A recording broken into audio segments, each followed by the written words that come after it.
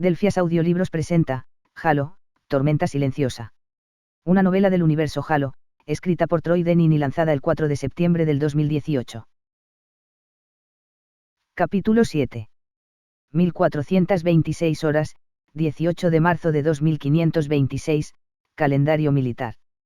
Merodeador canción fantasma de la clase Erise del UNESC. Aproximación de inserción, Luna Seoba, Sistema Planetario de Vico, Sistema Colacoa. La bahía de lanzamiento de un merodeador de la clase Erise podía albergar a un pelotón ODST de 40 miembros en armadura de vacío y paquetes de propulsión, pero por muy poco.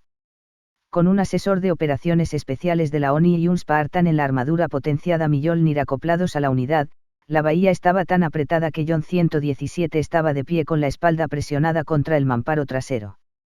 Cuando miraba hacia adelante, todo lo que veía entre él y la escotilla de salto era un estanque negro de la parte superior de los cascos. Ese era el primer problema con el plan de asalto del coronel Crowder.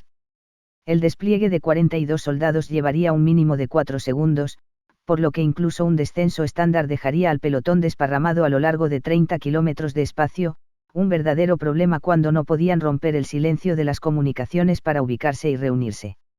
Y las maniobras de asistencia gravitatoria estaban fuera de discusión. Cualquier intento de lanzar simultáneamente a tanta gente a través de una escotilla de salto terminaría con el personal rebotando entre sí como bolas de billar. El segundo problema con el plan de Crowder era que los Spartans todavía estaban en la retaguardia. Eso significaba que serían los últimos en desmontar y que serían incapaces de proporcionar apoyo si el pelotón era atacado mientras se formaba. Era un mal uso de su velocidad y poder, pero incluso Avery Johnson no había sido capaz de convencer al coronel de que cambiara de opinión. Crowder estaba obviamente impresionado con las habilidades de los Spartans, pero con su relativa falta de experiencia en el campo, no confiaba en su juicio. Sus dagas negras más experimentados tenían cientos de combates bajo sus cinturones, y cuando sus pelotones entraran en combate, esas eran las personas que quería al frente. Estaba equivocado, por supuesto. Pero John no vio cómo podía probar eso. El ejercicio de hoy se suponía que iba a ser un ensayo para el despliegue bajo fuego, pero no habría ningún fuego, y el enemigo ni siquiera había llegado todavía. La fuerza de Tarea Yama simplemente se estaba deslizando hacia una cantera de hielo abandonada en la luna Seoba y cubriéndose hasta que los alienígenas llegaran al sistema planetario de Vico. Crowder había decidido aprovechar la oportunidad para practicar un aterrizaje a gran escala. El simulacro probablemente expondría algunos problemas logísticos, pero no iba a convencer a nadie de que el coronel estaba cometiendo un error. John todavía estaba considerando sus opciones, solo meditando, en realidad, cuando la voz ronca de la oficial de comunicaciones de la canción fantasma pasó por la red de comunicaciones internas del merodeador. Primer pelotón de la compañía Alfa, prepárense para la transmisión de ráfaga de máxima urgencia de Daga Actual. Daga Actual era la designación de comunicación para el coronel Crowder, y una transmisión de ráfaga era un mensaje cifrado, pregrabado y comprimido en una señal de milésimas de segundo de duración. La idea era minimizar la posibilidad de intercepción por parte de una persona no intencionada, pero incluso las transmisiones en ráfaga podían ser detectadas por un enemigo alerta alrededor de un tercio de las veces. No había manera de que Crowder corriera ese tipo de riesgo solo por meter una curva en el ejercicio. Algo estaba mal. Un momento después, la voz de Crowder sonó dentro del casco de John. A todo el personal, la operación, Danza de Hielo ya no es un simulacro.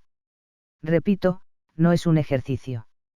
Las interceptaciones posteriores al deslizamiento indican que el Ejército de Independencia de Vico está preparando un golpe de Estado contra la canciller colonial. En circunstancias normales, compartiríamos nuestra inteligencia con la canciller y nos pondríamos a su disposición. Las circunstancias son ahora cualquier cosa menos normales. Nuestra misión contra el Covenant sigue teniendo prioridad. La capitana Askat y yo estamos de acuerdo en que nuestro plan original todavía ofrece la mejor oportunidad de éxito, así que la fuerza de Tarea Yama ocupará la cantera de hielo de Seoba según lo planeado. Desafortunadamente, no somos los únicos que reconocemos el valor de una cantera abandonada como área de preparación. Una fuerza insurreccionista ya ha ocupado Seoba y parece estar usando nuestra cantera como área de reunión. John sonrió dentro de su casco. El 21º estaba entrando en combate en condiciones peligrosas, y las condiciones peligrosas eran a las que mejor se adaptaban los Spartans. Una vez que Crowder viera cómo se comportaban bajo presión, se estaría cayendo sobre sí mismo para moverlos a la parte delantera del ataque. El mensaje de Crowder continuó: todo el código uniforme de justicia militar podría haber sido comprimido y transmitido en una sola microráfaga, y John prestó mucha atención, buscando oportunidades para que los Spartans brillaran. La clave de esta operación será aislar a las fuerzas locales antes de que puedan reportar que están siendo atacadas. Con ese fin, la punto de fuga estará bloqueando las comunicaciones insurreccionistas en Seoba. Pero no sabemos qué tipo de tecnología antiinterferencia o de transmisión retardada puedan tener, así que si pasan cerca de algo que se parezca a una estación de comunicación portátil, elimínenla. Cuando los comandantes insurreccionistas pierdan contacto con su fuerza en Seoba, probablemente asumirán que la milicia de la canciller descubrió su base y la eliminó. Con un poco de suerte, eso los obligará a abandonar su golpe y a volver a esconderse. Pero también podría empujarlos a un ataque prematuro. De cualquier manera, no tendrán ninguna razón para regresar a Seoba, y si lo hacen, nuestros merodeadores se asegurarán de que ninguna de sus embarcaciones se acerque a nosotros. Para mantener la seguridad operativa, nos identificaremos con cualquier insurreccionista cautivo y sobreviviente como el Batallón 5 de la Guardia de la Canciller. Sus acentos no sonarán bien, pero háganlo de todos modos. Nuestra principal preocupación es mantener nuestra naturaleza oculta a los alienígenas, así que una vez que los prisioneros ya no estén en nuestras manos, queremos que se confundan sobre nuestra identidad. Y cuanto más confundidos, mejor. La voz de Crowder se hizo más grave. No puedo enfatizar esto lo suficiente, la humanidad misma puede depender de nuestro éxito el día de hoy. Debemos capturar Seoba, y debemos hacerlo sin revelar nuestra presencia a nadie fuera de la luna. No duden en actuar con extremo prejuicio contra cualquiera que les abra fuego. Lo digo en serio, no lo piensen dos veces. No deben fallar. El mensaje terminó. Y John comenzó a pensar en lo lejos que podía llevar sus órdenes sin violarlas. Después de entrenar con los Dagas Negras durante la última semana, no tenía dudas sobre su capacidad para eliminar una fuerza de irregulares del Ejército de Independencia de Vico. Pero las operaciones improvisadas tenían una forma de explotar en la cara de los atacantes, especialmente porque los comandantes del UNESC tendían a subestimar las capacidades de los insurreccionistas, y algo estaba destinado a salir mal. Cuando eso sucediera, John estaría listo para mover a sus Spartans al frente, donde podrían usar su velocidad y potencia para interrumpir cualquier contraataque enemigo antes de que se desarrollara. Si los Spartans pudieran hacer eso, salvarían muchas vidas de los Dagas Negras, y Crowder se vería obligado a confiar en su juicio bajo fuego. Incluso podría estar agradecido por la lección.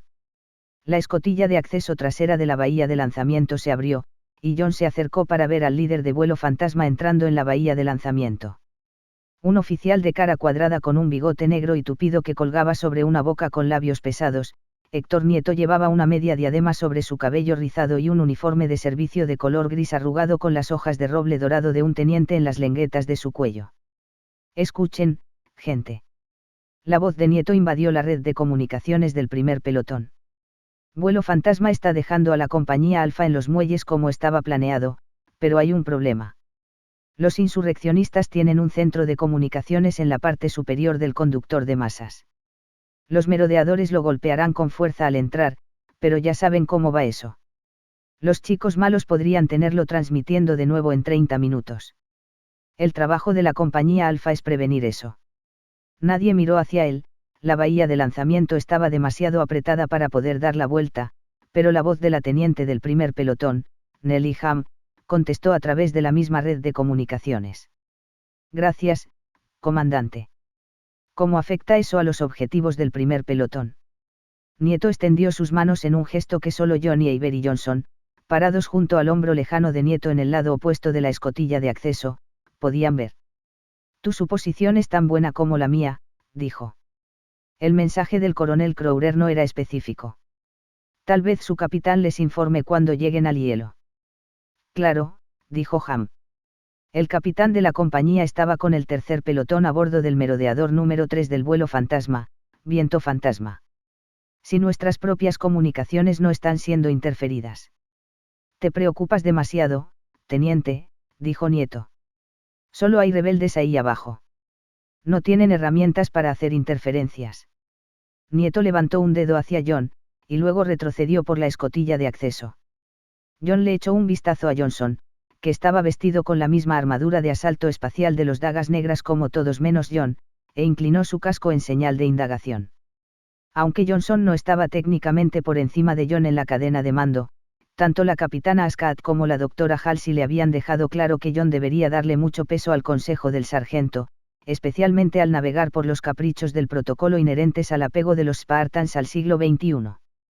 Johnson simplemente extendió sus manos y asintió bruscamente hacia la escotilla. Sea lo que sea que quisiera Nieto, nunca era prudente hacer esperar al comandante de un vuelo de merodeadores. John se agachó por la escotilla de acceso y encontró al teniente comandante de pie en el pasillo. Se cuadró en atención, golpeando su casco contra el techo, y saludó. «Quería hablar conmigo, señor». Nieto devolvió el saludo con un movimiento casual de la mano y esperó a que se cerrase la escotilla, y luego hizo un gesto a John para que se quitase el casco. Esto no debería pasar por ninguna comunicación. Habría sido más sencillo desactivar su sistema de comunicaciones, pero John estaba seguro de que un teniente comandante se daría cuenta de ello. Revisó el cronómetro de su HUD de nuevo, luego rompió el sello hermético de su traje y se quitó el casco. «Espero que podamos hacerlo rápido, comandante. Tardaré un par de minutos en volver a sellar, y la teniente Ham aspirará la bahía de lanzamiento 5 minutos antes, ella la aspirará cuando yo se lo diga». Nieto le sonrió a John. «Así que no te preocupes, de acuerdo». «Soy de la infantería», contestó John. «¿Me preocupo o muero?» «Sí, pero no cuando esta viene de quedarse atrás», dijo Nieto. «Al menos a bordo de mis barcos. Veo lo valiosos que son ustedes los Spartans». «Muy amable de su parte por decirlo», dijo John. «Aún así no sería bueno si yo fuera la razón por la que se retrasó el desembarco». Nieto agitó una mano desdeñosamente. «No te preocupes por Crowder. No puede causarte problemas graves, no con el apoyo de Meik Stanford».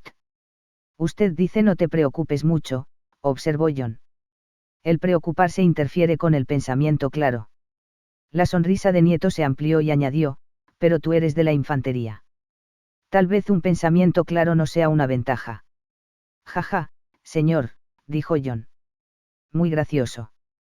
Podemos ir al grano». Nieto se rió a carcajadas. «Y no me preocupo por mí en absoluto, por lo que veo». Se tomó un segundo para recuperarse, luego la alegría se le quitó de la cara, y estiró su cuello hacia atrás para poder mirar a John a los ojos.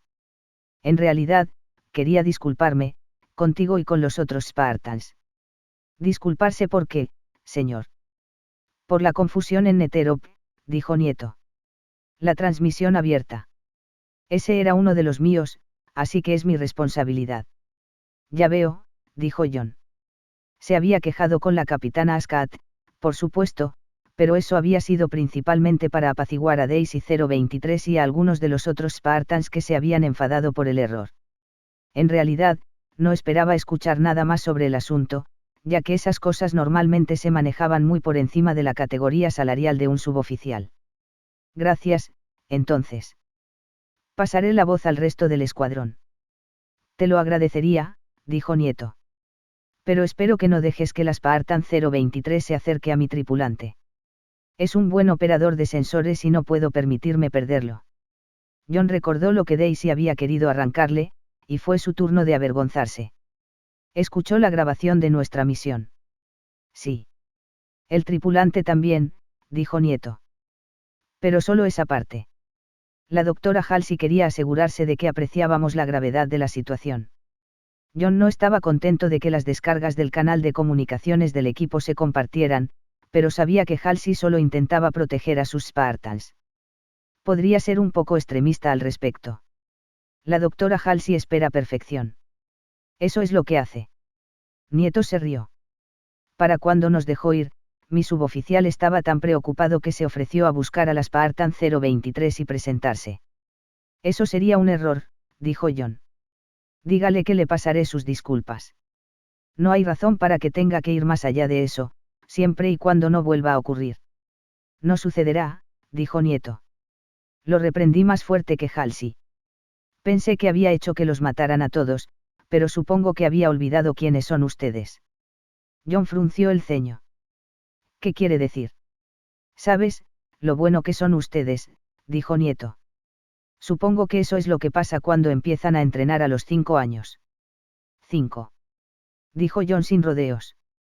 En realidad, ni siquiera habían sido reclutados hasta los 6 años, pero la información de Nieto estaba muy próxima a lo que debería haber estado. ¿Dónde escuchó eso? La mirada de Nieto se deslizó. No puedo recordar, dijo. Por ahí. Bueno, esa información está mal.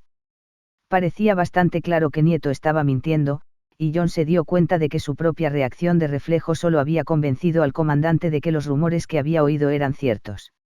Y aunque no lo fuera, es clasificado. Nieto sonrió irónicamente. Deben haber estado hablando de otra persona, entonces, dijo. Tenía un amigo en los ODST que solía entrenar contra estos niños de 8 años en Rich. No paraban de patearle el trasero a su compañía en maniobras en la selva. Probablemente fueron ellos. ¿Quién es este amigo? Nadie importante, dijo Nieto. La cosa es que eso fue hace 7 años, así que estos chicos solo tendrían unos 15 ahora mismo, supongo. En serio, señor, ¿quién es este amigo? En cualquier organización militar, ningún programa era inmune a los rumores, y cuanto más clasificado fuera, más jugosas serían las historias. Pero la información que el amigo de Nieto había revelado era demasiado precisa para ser el resultado de una especulación casual. Venía de alguien de adentro, alguien que trabajaba con los Spartans. Claramente no se puede confiar en él con material clasificado. No te preocupes, dijo Nieto. Si no supiera guardar un secreto, no sería un comandante de merodeador. Y como comandante de un merodeador, permítame decirle respetuosamente que usted sabe que su amigo ha estado rompiendo todo tipo de protocolos de seguridad, dijo John. No tiene idea de lo que podría estar poniendo en riesgo, y usted tampoco. Si no lo denuncia, tengo que denunciarlo. No tengo otra opción. Señor. ¿Hablas en serio? Una mirada astuta llegó a los ojos de Nieto. Esos niños de 8 años eran ustedes, ¿verdad? Yo no he dicho eso. No tenías que hacerlo, contestó Nieto. ¿Qué te parece? Entonces. ¿Cuánto tiempo lleva el programa Spartan en marcha? ¿Cuántos de ustedes son, de todos modos? No puedo hablar de eso. Y no se está haciendo ningún favor al preguntar. De repente, Nieto parecía decepcionado. Lo siento, John. No quise hacerte sentir incómodo. Se encogió de hombros y miró por el pasillo. Haz lo que tengas que hacer. Estaré bien. John comenzó a sentirse culpable, y confundido. No había violado ningún reglamento. De hecho, John había hecho todo según el manual, pero sus negaciones solo parecían confirmar los rumores que Nieto ya había oído. Habría sido mejor guardar silencio e informar de la conversación más tarde. Pero entonces la ONI empezaría a husmear, y Nieto estaría aún más seguro de que su amigo estaba diciendo la verdad. John miró hacia la bahía de lanzamiento y deseó que Avery Johnson estuviera a su lado. El sargento tenía un don para lidiar con situaciones no oficiales como esta, un talento que había desarrollado a lo largo de 2 décadas y que le permitía navegar con seguridad por los turbios callejones oscuros del servicio de las fuerzas especiales. Era una de las habilidades que John conocía que sus superiores querían que aprendiera del sargento, y una habilidad que John se dio cuenta de que necesitaba desarrollar. Volvió a mirar a Nieto. Tal vez deberíamos olvidar que esta conversación alguna vez ocurrió, señor. Lo atribuiré a un simple rumor, y quizá querrá decirle a su amigo que habla demasiado. No es necesario, dijo Nieto. Murió durante la operación. Trabuquete. Miala insertó su compañía. Siento mucho escuchar eso, dijo John. Muchos ODST habían muerto durante la operación, Trabuquete, pero al menos podría confirmar los fundamentos de la historia de Nieto y ver lo que el sargento Johnson hacía de ella. Miró hacia la escotilla de acceso, y luego empezó a levantar el casco hacia su cabeza. Si eso es todo, señor, probablemente debería retirarme. Por supuesto, dijo Nieto. Y, para que lo sepas, nadie en el ala de merodeadores apoya lo que Crowder está haciendo. John se detuvo con el casco a la altura del pecho. Haciendo, señor. A tus Spartans, dijo Nieto. Es estúpido hacerlos pelear desde atrás. Todo el mundo sabe que ustedes, los tanques, deberían liderar la embestida. Estoy de acuerdo, es una táctica extraña, dijo John. Empezaba a pensar que sospechaba demasiado de Nieto. Pero el coronel no ha luchado con nosotros antes. No conoce nuestras capacidades. Nieto resopló asqueado. El coronel está tratando de proteger su reputación. No quiere que sus dagas negras sean liderados por un grupo de adolescentes. No. En serio. John mantuvo su casco a la altura del pecho. No puedo creerlo, señor. Él no permitiría que el orgullo personal afectara su planificación táctica. No siendo un comando ODST. Oh, tal vez no a propósito, pero ¿y qué? Tus Spartans siguen luchando desde atrás. La operación todavía va a sufrir. John exhaló. Sí. ¿Qué se supone que debo hacer al respecto? Antes de que Nieto pudiese contestar, la escotilla se abrió, y Avery Johnson entró en el pasillo. Su placa reflectante giró primero en dirección a Nieto y luego en dirección a John. Todo bien por aquí. Incluso a través del altavoz externo de su armadura de asalto, su voz sonaba grave y familiar. La teniente Ham quiere aspirar la bahía en dos. Eso estará bien, sargento. Hemos terminado aquí. Mientras Nieto hablaba, su mirada permaneció fija en John. Solo haz lo que mejor sabes hacer, hijo. Al final, todo saldrá bien. Lo haré, señor. John levantó la mano en un saludo. Y gracias. Cuando quieras, John. Nieto le devolvió el saludo y empezó a caminar por el pasillo. Johnson lo vio irse, luego se volvió hacia John y habló por su altavoz externo. ¿De qué se trataba todo eso?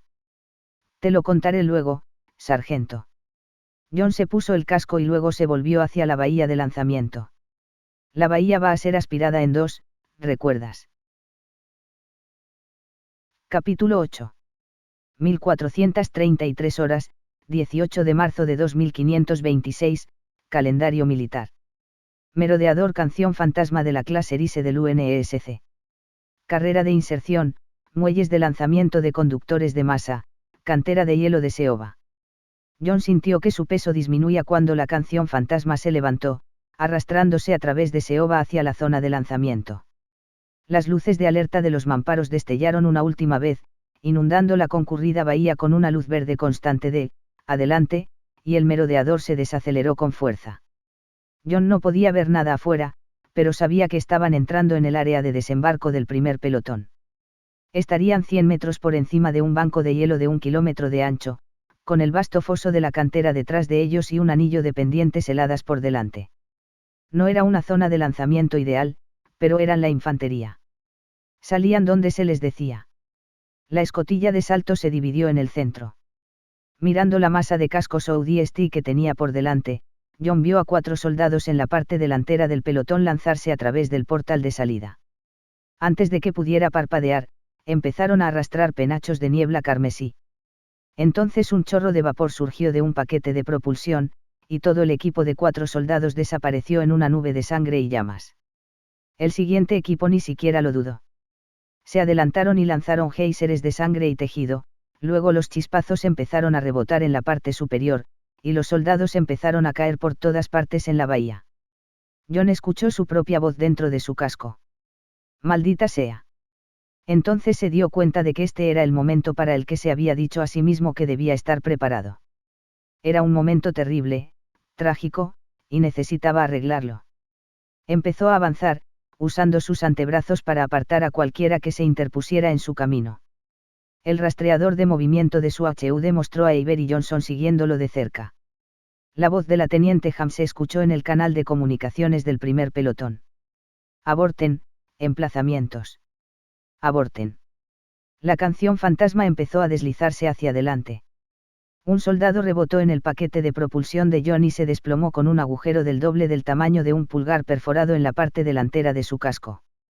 John usó su pie para darle la vuelta y vio un agujero de salida en forma de estrella en el lado opuesto. John. Johnson dijo por el canal de comunicación del equipo. Aunque el canal de comunicación del equipo era un canal solo Spartan, la doctora Halsey le había dado acceso al sargento para facilitar su papel como enlace Spartan ODST. ¿Qué demonios? Mira los agujeros. John maniobró su bota para darle la vuelta al soldado para que Johnson pudiera ver el agujero de entrada. Del mismo tamaño. Eso significa balas perforadoras de armadura, balas grandes. Probablemente de uranio empobrecido. Probablemente de vulcanos, estuvo de acuerdo Johnson. Se refería al cañón antiaéreo ligero M41, un arma engorrosa que tenía que ser montada en un vehículo o en una torreta para poder disparar con precisión. Nos estaban esperando. Compraré que estaban listos, dijo John. Pero esperando. Eso significaría que sabían. Sé lo que significa. La canción fantasma se aceleró con fuerza, alejándose del fuego de Vulcano y dejando atrás el estómago de John. Avanzó unos pasos más y llegó a la escotilla de salto, donde un soldado herido yacía a través del umbral, más afuera de la bahía de lanzamiento que dentro de ella. La teniente Ham y otro ODST sostenían al soldado inconsciente por los brazos, luchando contra el empuje del merodeador para arrastrarlo de vuelta a la bahía de lanzamiento, y perdiendo la pelea. John colocó una bota en el riel guía para evitar que la escotilla se cerrara, luego levantó al hombre hacia adentro y se lo pasó a Ham. La sangre salía espumosa de las perforaciones de la armadura en el pecho, el abdomen y la cadera del soldado. Al dejar caer una baja en el regazo de la teniente, John esperaba comprar unos momentos para comprobar la situación que se presentaba a continuación. Funcionó. Ham golpeó inmediatamente el cierre rápido del propulsor del hombre herido y se puso a salvar su vida. John se volvió hacia el portal. 200 metros más abajo, un torrente de ataques de municiones pulverizaba fragmentos helados de la superficie helada de la luna. La gravedad de Seoba era de apenas un octavo de G, así que solo había un rastro de atmósfera, y los fragmentos se sublimaban instantáneamente en vapor y empezaban a flotar por el campo de batalla en bancos de niebla cristalina. En el crepúsculo lechoso, John pudo ver más de una docena de cadáveres con armadura negra esparcidos por las 4 zonas de lanzamiento bajo los merodeadores del vuelo fantasma. Un número similar de sobrevivientes estaban maniobrando a través de velos de niebla brillante, recibiendo fuego pesado de 3 lados mientras trataban de llegar a una fila de muelles de preparación recubiertos de hielo. No era fácil rastrear el fuego enemigo hasta sus fuentes, pero unos pocos latidos más tarde, John vio una serie de búnkeres excavados en las empinadas laderas que rodeaban el astillero. Los emplazamientos se enfrentaban cuidadosamente a capas de hielo, camuflados de forma tan perfecta que sus ubicaciones solo se veían traicionadas por destellos en los cañones que parpadeaban a través de las aspilleras. John estaba casi aliviado. Estaban listos, pero no esperando, dijo, hablando con Johnson en el canal de comunicación del equipo. Tomó horas construir y camuflar esos búnkeres. Johnson vino y se paró a su lado en el portal. ¿Y qué? Así que, dejamos el desliespacio hace menos de 30 minutos, dijo John. No tuvieron tiempo de construir todo eso solo para nosotros. Es la preparación general. Tiene que serlo. Esa es una posibilidad. ¿Crees que les avisaron antes de que nos deslizáramos? Creo que sería una tontería descartarlo. John pensó por un momento y luego dijo, de ninguna manera. Así de pronto, el aviso tendría que venir desde el nivel de mando. Nadie más conocía el objetivo. ¿Nunca has visto a alguien con bronce en el cuello que se le escapara un secreto? Preguntó Johnson. O poner otras lealtades antes que el deber. De hecho, John no había visto a un oficial superior cometer ninguno de los dos errores, pero aceptó el punto del sargento. El coronel Crowder estaba haciendo un buen trabajo al poner su propio ego antes de la misión, así que no era difícil imaginarlo a él, o a algún otro alto mando, haciendo algo que comprometiera la seguridad de la misión. Siempre es tan pesimista, sargento. Sí. Soy de la infantería. De acuerdo, dijo John. Me parece justo. La canción fantasma estaba ahora 1 kilómetro por encima del campo de batalla, y John podía ver el tubo con costras de escarcha de un conductor de masa magnética de un siglo de antigüedad elevándose desde los muelles, escalando la cara de una montaña de hielo de 2000 metros de altura. El final estaba situado justo debajo de la cima, señalando la inmensidad rosada de Vico. John sabía por el informe de la misión que el conductor de masa había lanzado una vez miles de toneladas de hielo encapsulado en acero hacia el planeta. A medida que las cápsulas de hielo entraban en la exosfera, eran interceptadas por el comprador, luego guiadas hasta un punto de encuentro en la estratosfera, sujetas a un dirigible, y flotaban suavemente hasta su destino final. Pero, al igual que la propia cantera, el conductor de masa había dejado de funcionar en 2424, después de que Vico desarrollara finalmente un clima lo suficientemente húmedo como para suministrar su propia lluvia. En la cima de la montaña de hielo, justo encima del cañón del conductor, estaba ubicado el centro de comunicaciones que Nieto había mencionado antes. Estaba rodeado de cráteres de impacto, pero en gran parte intacto, con la antena de retransmisión colocada de costado y aún medio unida a su base. Si los insurreccionistas tuvieran un técnico de comunicaciones medio decente supervisando las reparaciones, no necesitarían más de media hora para erigir una nueva antena y restablecer sus comunicaciones. En el lado opuesto de la escotilla de salto, la teniente Han pegó el último parche sobre el último agujero en la armadura del herido, y luego le pasó el hombre herido a un par de subordinados. Mientras se paraba, miró a John y extendió el pulgar hacia la víctima. Buen movimiento, Spartan. Estaba hablando por el canal del primer pelotón. No se te ocurra volver a hacer algo así. Por supuesto que no, señora, dijo John. Debería haberlo pasado a un médico.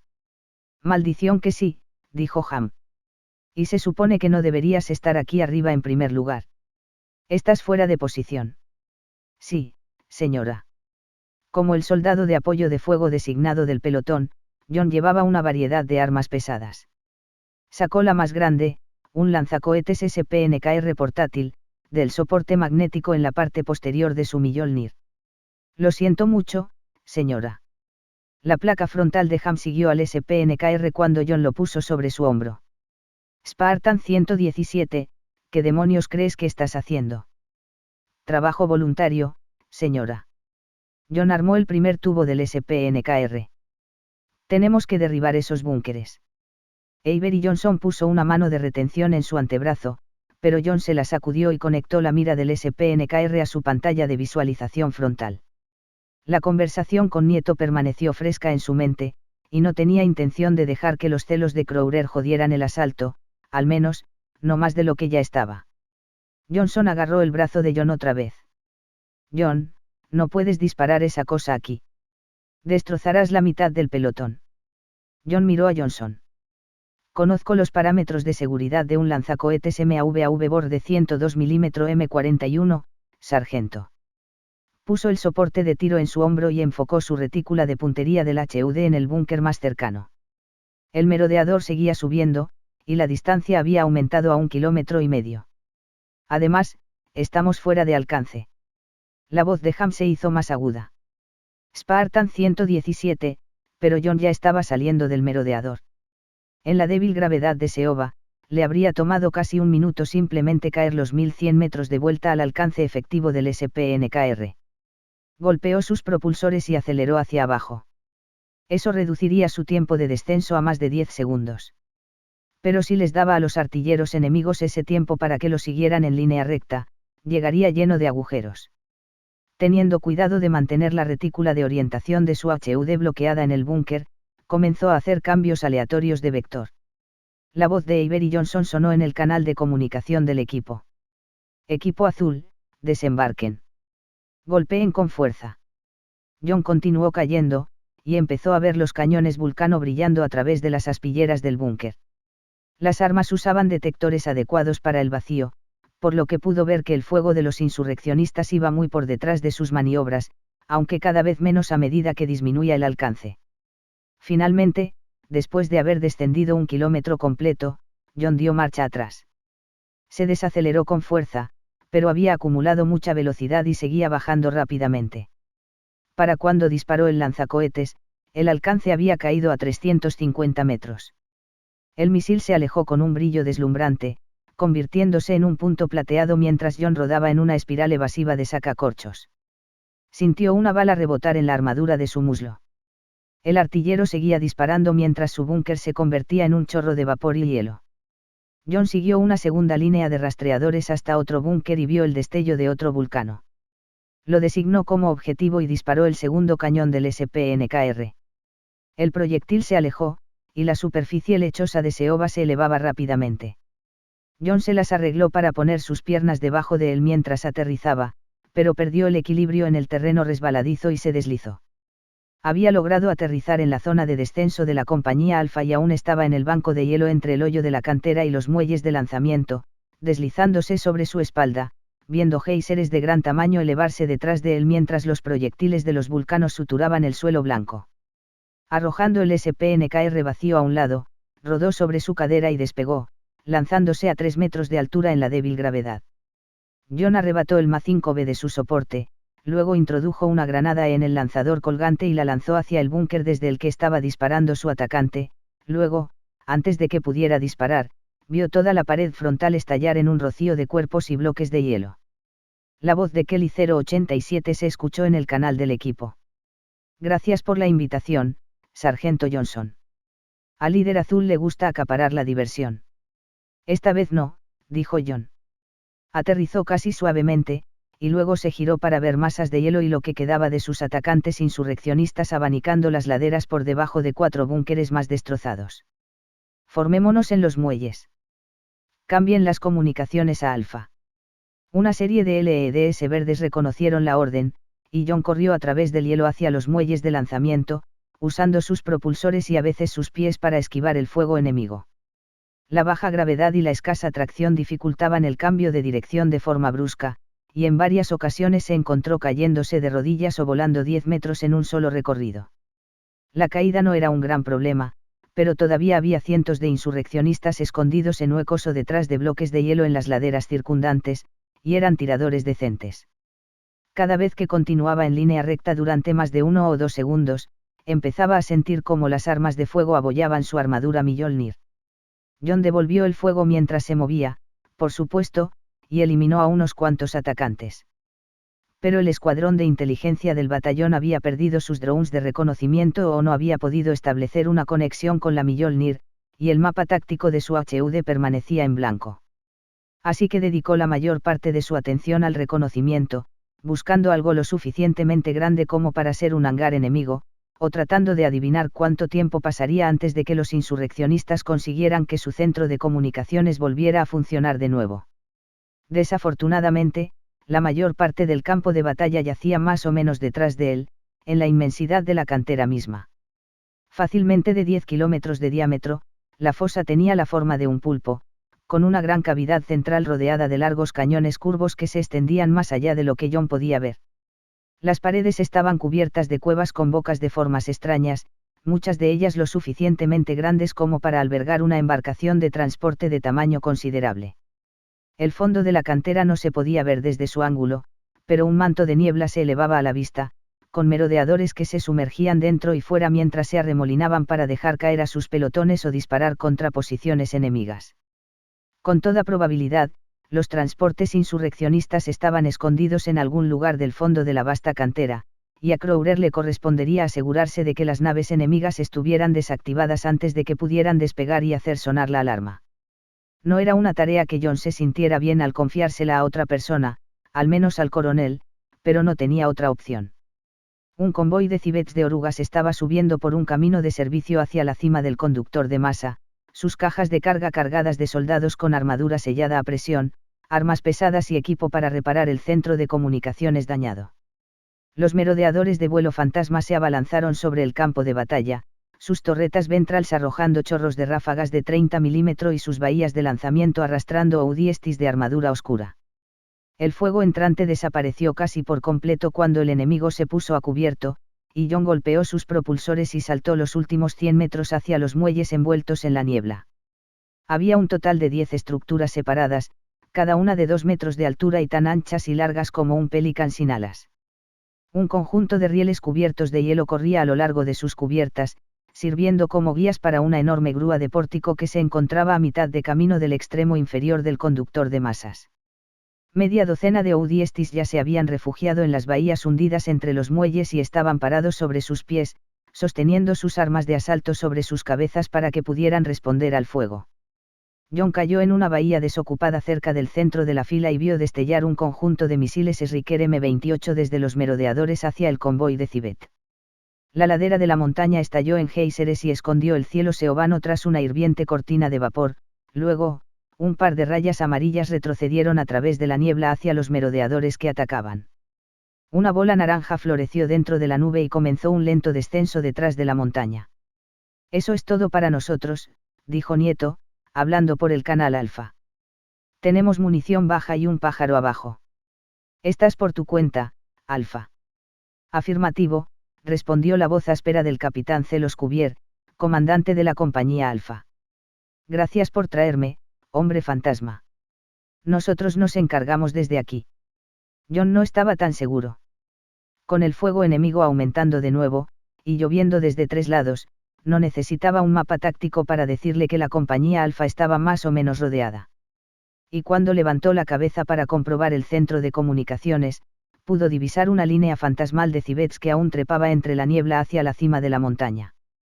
Parecía haber solo la mitad de los que había antes, pero eran por lo menos 7 vehículos, muchos de ellos para llevar al equipo de reparación y un pelotón de armas pesadas para protegerlos.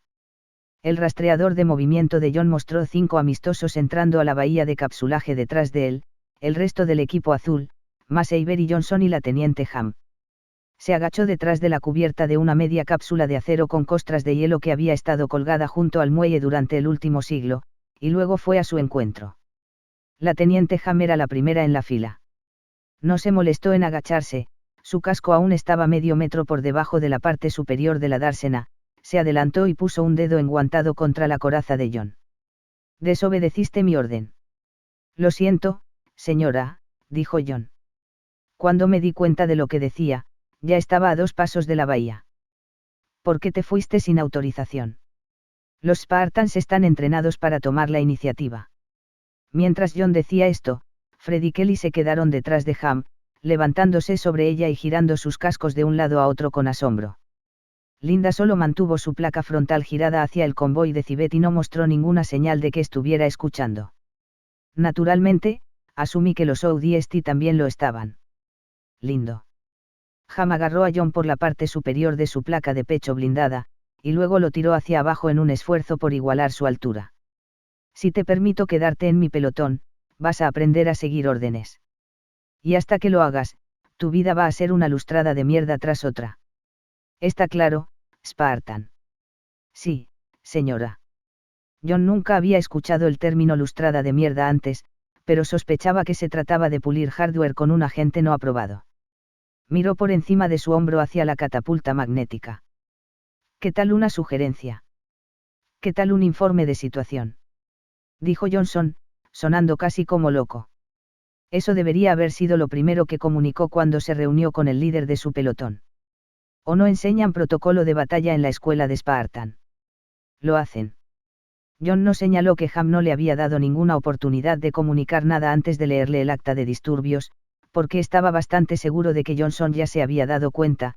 El sargento era un maestro en convencer a los oficiales de que lo que él quería que hicieran era su propia idea. John señaló la pendiente cubierta de niebla hacia la parte superior del conductor de masas, y luego comenzó su informe de situación. Señora, hay un convoy de 7 civets con orugas subiendo hacia el centro de comunicaciones deshabilitado en la cima de la montaña.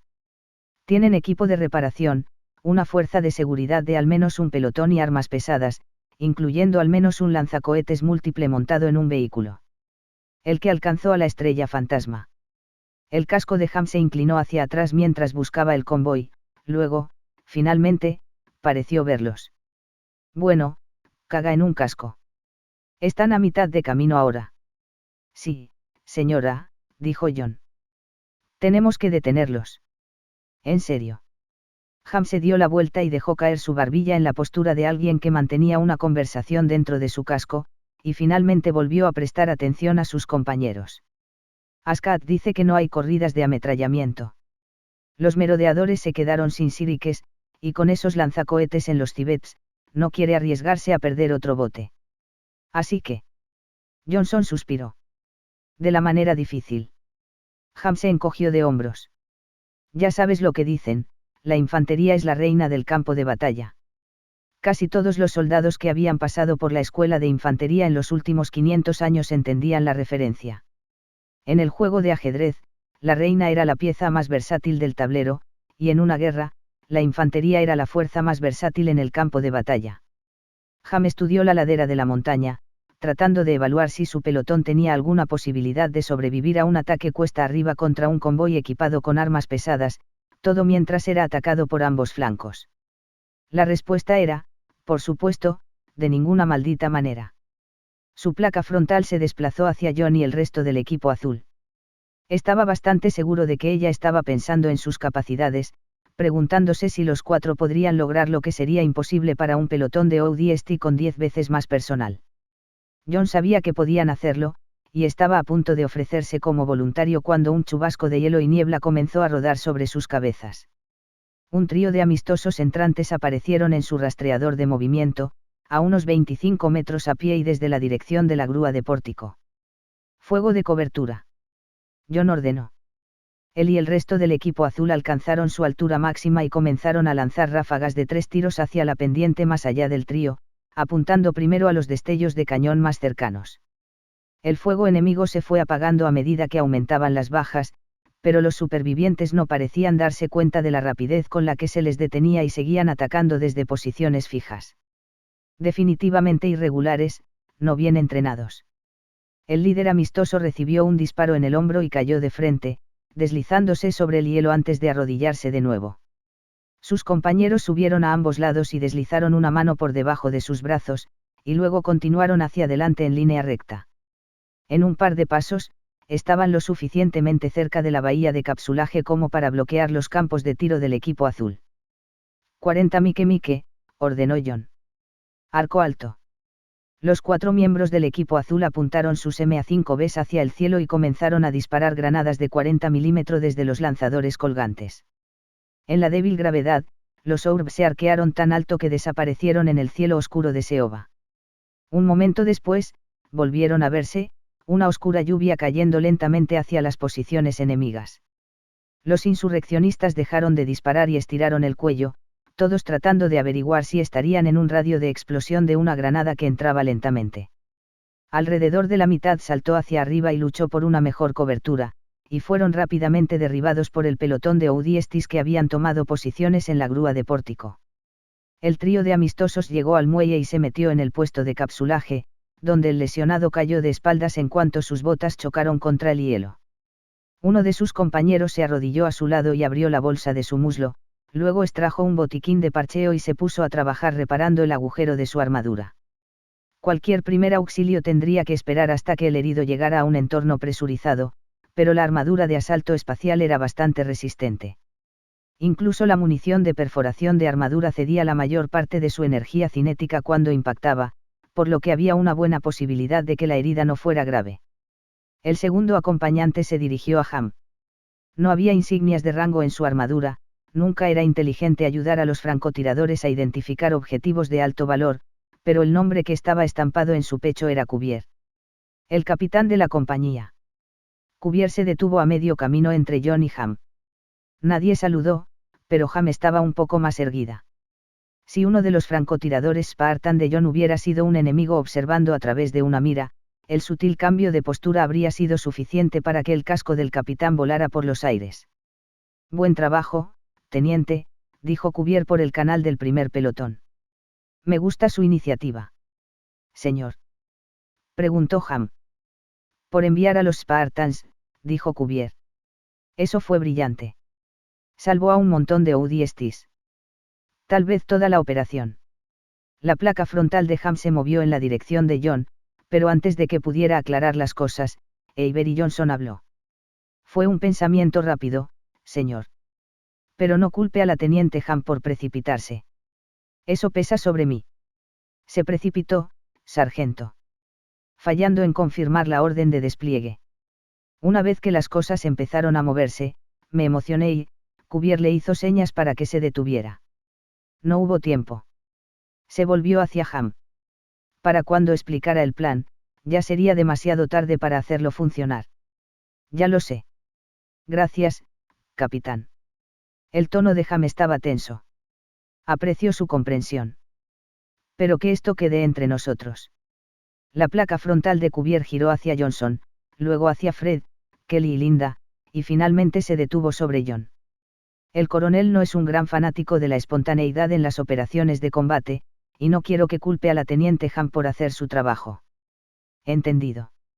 Después de que todos reconocieron la orden, Cuvier estiró su cuello para mirar por la ladera de la montaña hacia el convoy de Cibex. Estaba monitoreando tu conversación con la capitana Ascat, dijo. Entonces, dime, ¿qué necesitas de mí para detener a esa compañía de reparaciones sin el apoyo de un merodeador? Ham miró a John y a su equipo. Solo su bendición, señor. La tienes, dijo Cuvier, volviéndose también hacia los Spartans. Dime lo que tienes en mente. Tenemos que superar a esos cibets hasta llegar al centro de comunicaciones, dijo Ham, y ahora mismo, los Spartans son lo más rápido que tenemos. Sugiero que los enviemos al conductor de masa. Cuvier continuó estudiando la ladera de la montaña, sin duda inspeccionando, como John, el tubo con costras de hielo que subía por la ladera. De 3 metros de diámetro, era lo suficientemente grande como para contener a los Spartans y cualquier munición que necesitaran para demoler el centro de comunicaciones y atacar el convoy. Pero durante un siglo sin mantenimiento, varias torres de apoyo se habían derrumbado, y las cortinas de hielo que pendían debajo de algunas de las bobinas de inducción sugerían que una media docena de soldaduras de costura se habían abierto. Lo más preocupante era un glaciar en miniatura que fluía de la recámara de carga. Fácilmente de 20 metros de ancho y 10 metros de espesor, se derramaba desde debajo de la escotilla doblada y se extendía en un montículo del tamaño de una pequeña casa. A juzgar por lo lejos que había empujado la escotilla hacia arriba, la mitad inferior del tubo estaba llena de hielo que se había acumulado durante más de 100 años de ciclos de sublimación. Cuvier asintió en aprobación. Excelente plan, teniente. El enemigo nunca los verá venir. ¿Por qué nunca llegarán allí? Johnson se opuso. Puedes ver desde aquí que el tubo está lleno de hielo. Medio lleno, dijo John. Tras el éxito del equipo azul en la demolición de los búnkeres, se sintió bien por sus posibilidades de demostrar lo decisivos que eran sus Spartans para el éxito de la operación. Tormenta silenciosa. Si pudieran llegar a la cima de la montaña a tiempo para demoler el centro de comunicaciones y eliminar el convoy, incluso el coronel Crowder se vería obligado a admitir que los Spartans deberían estar liderando la batalla, en lugar de llevar la retaguardia. John se volvió hacia Cuvier. El equipo azul está dentro, dijo. Necesitaremos lanzallamas y pasta de termita para eliminar los bloqueos. Y C7, añadió Fred. El explosivo de espuma era especialmente adecuado para su uso en el vacío. Montones y montones de C7. Gracias por escuchar. Like y suscripción si les gustó y recuerden que pueden comentar cualquier cosa. Hasta el próximo capítulo, amigos.